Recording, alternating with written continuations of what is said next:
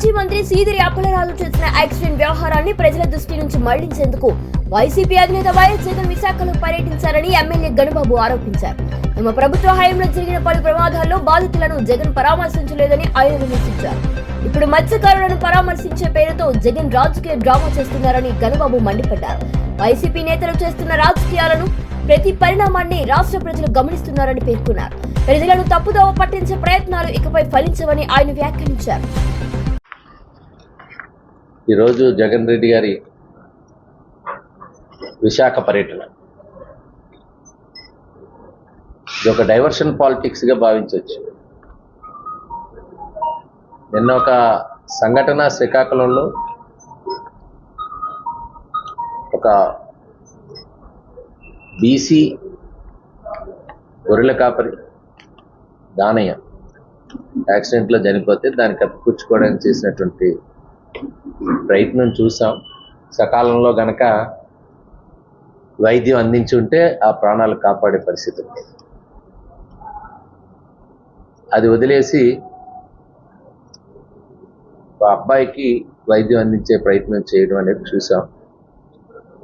దాన్ని డైవర్ట్ చేయడానికి ఈరోజు ఆయన విశాఖపట్నం వచ్చారని అనిపిస్తుంది. రాష్ట్రం అంతా చూస్తున్నారు. మత్స్యకారుల పైన కవాజ్యమైనటువంటి ప్రేమను చూపిస్తూ ఆయన పర్యటన సాగింది. గతంలో ఎక్కడా ఈ రాష్ట్రంలో ఏ సంఘటన జరిగినా ఆయన పాలనలో ముఖ్యమంత్రిగా ఉండేటప్పుడు ఎక్కడా పరామర్శించినటువంటి దాఖలాలు లేవు. పూర్తిగా రాజకీయ లబ్ధి కోసం ఈ మరణించిన కుటుంబాల్ని పరామర్శ పేరుతో ఒక రాజకీయ డ్రామాకు తెరలేపినట్టుగా కనబడతారు.